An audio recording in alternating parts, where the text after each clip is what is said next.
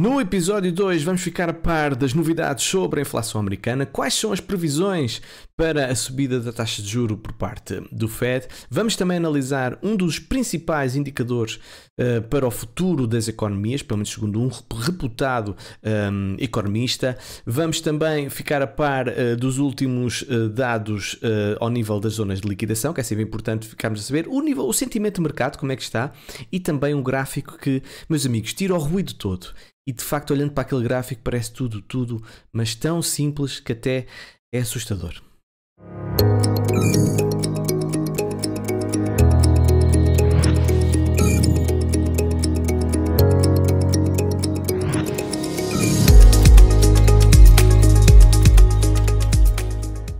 A expectativa era muito grande relativamente aos dados da inflação americana e neste momento já são conhecidos, portanto a taxa neste momento anual está a rondar os 6%, portanto houve uma ligeira queda de 6,4% para 6%. Os mercados estavam a apontar exatamente para isso, portanto a previsão era exatamente essa de 6%.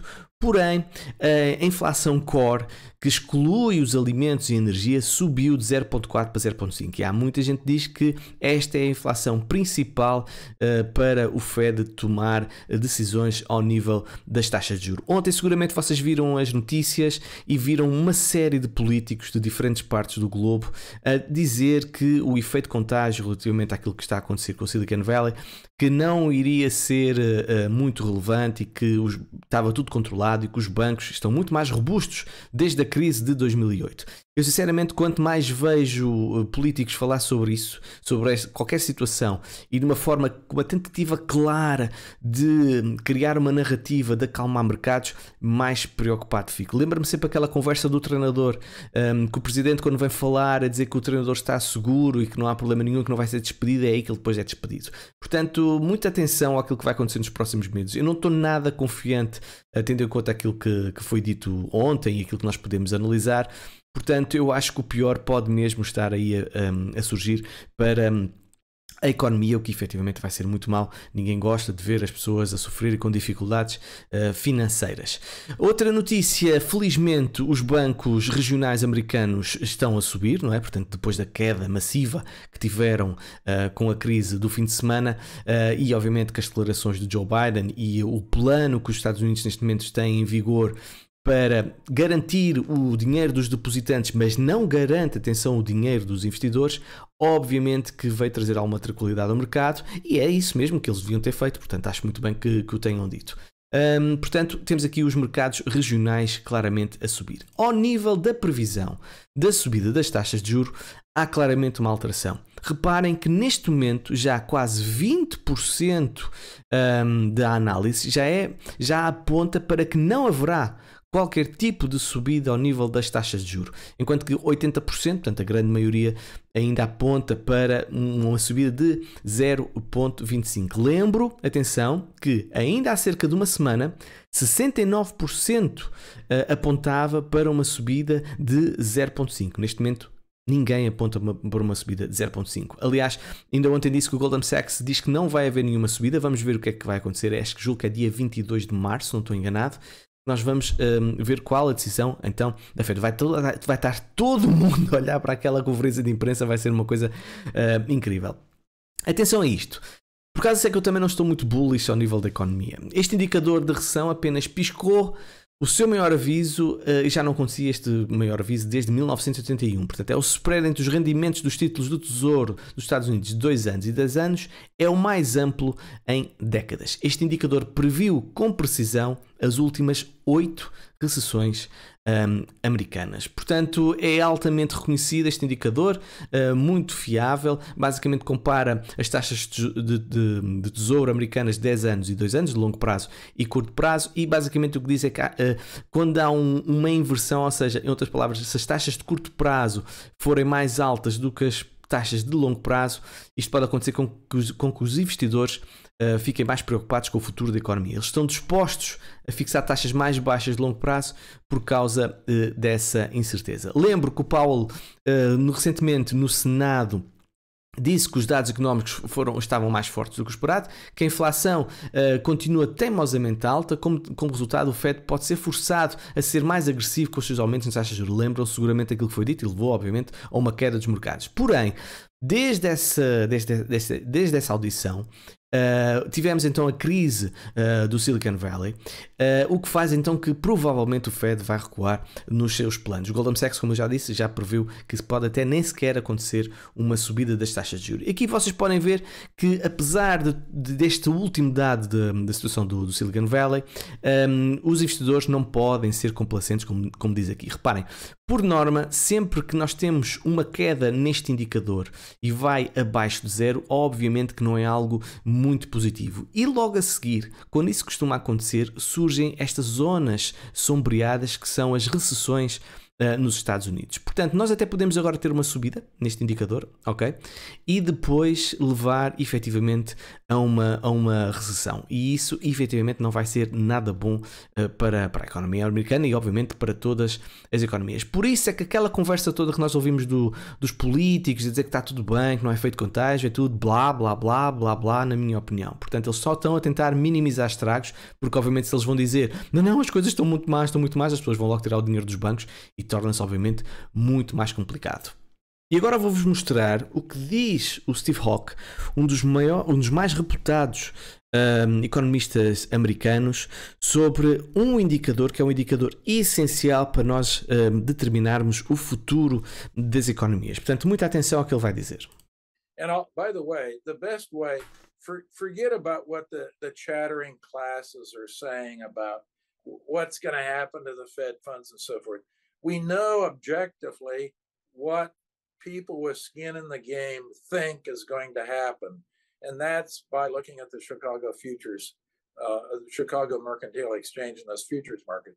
So now it looks like they're going to keep squeezing. And as I said, the money supply is already contracting. It looks like it's going to contract even more.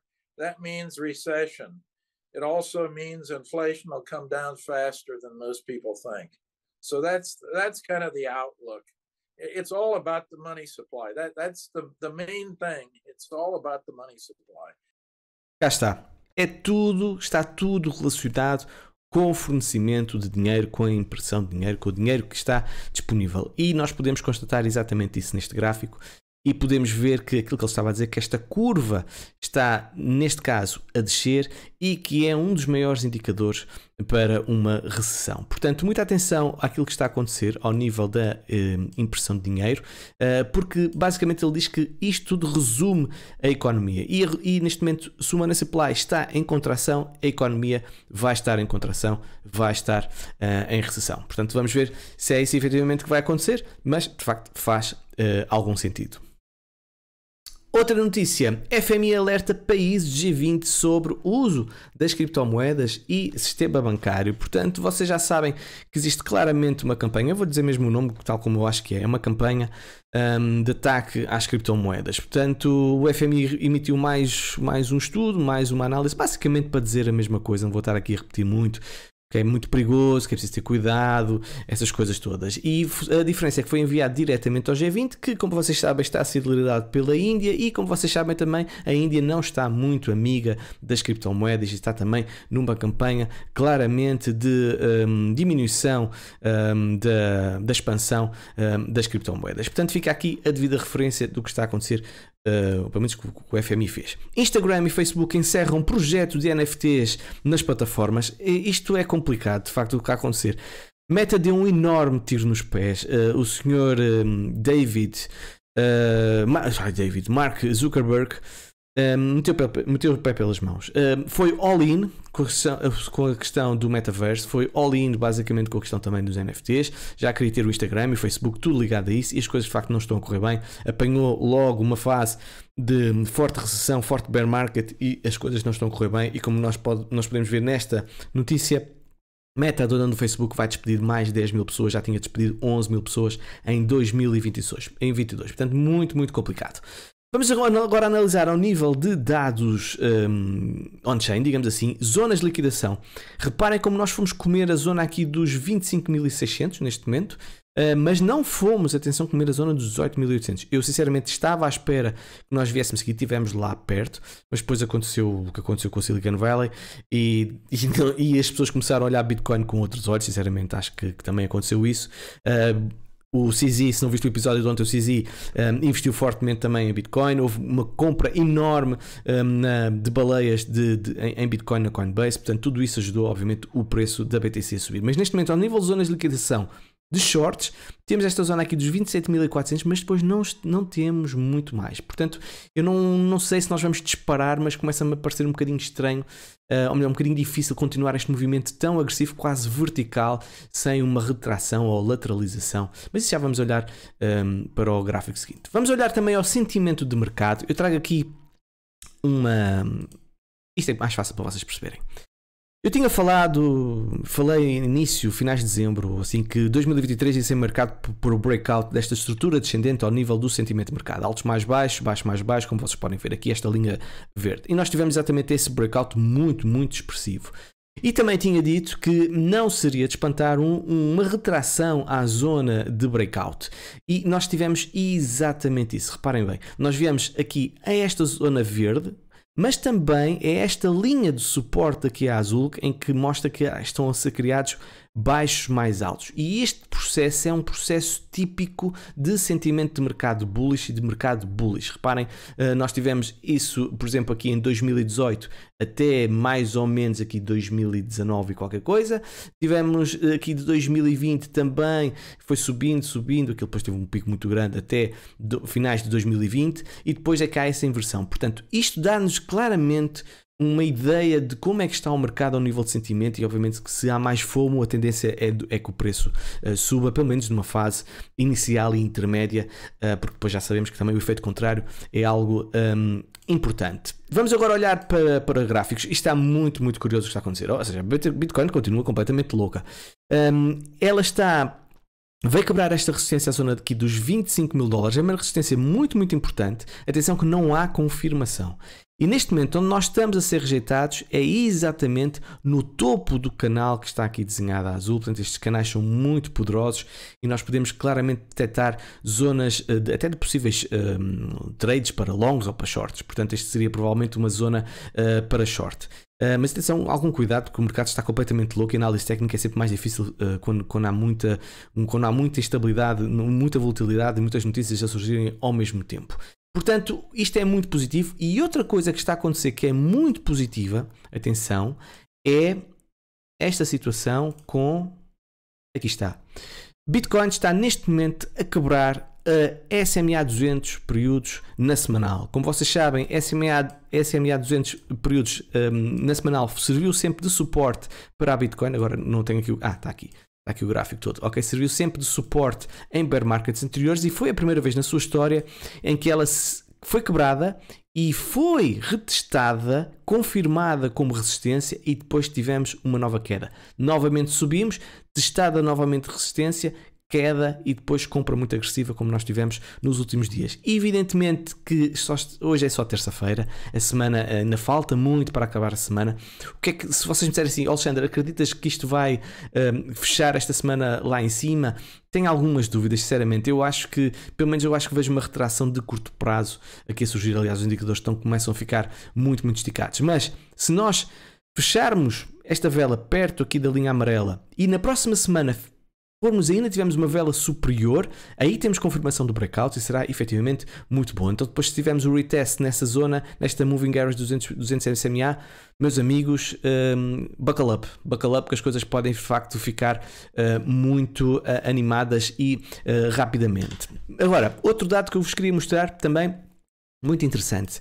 Eu já falei inúmeras vezes deste Head and Shoulders invertido, ok? Portanto, atenção, não estou a dizer que sou o único a dizer isso, nada disso. Há muita gente também a falar sobre isso. É demasiado evidente para quem conhece e domina minimamente os conceitos de análise técnica, que entende o que é, então, os padrões de formação e o seu peso. Portanto, o Head and Shoulders invertido, normalmente numa estrutura de fundo, é bullish. Head and Shoulders normal, numa tendência de alta, efetivamente, é o oposto, ok? E nós podemos exatamente ver isso, ok? Um Head and Shoulders também aqui que serviu até depois quebrar esta zona aqui do pescoço. Agora, se nós medirmos, falando em targets de Head and Shoulder, se nós medirmos digamos assim, o topo da cabeça à zona do pescoço e projetarmos essa zona ao breakout, aquilo que nós podemos ver como target desta estrutura, atenção que os targets não significa que vá sempre bater, é apenas digamos assim, um hipotético destino, pode perfeitamente parar antes, ok?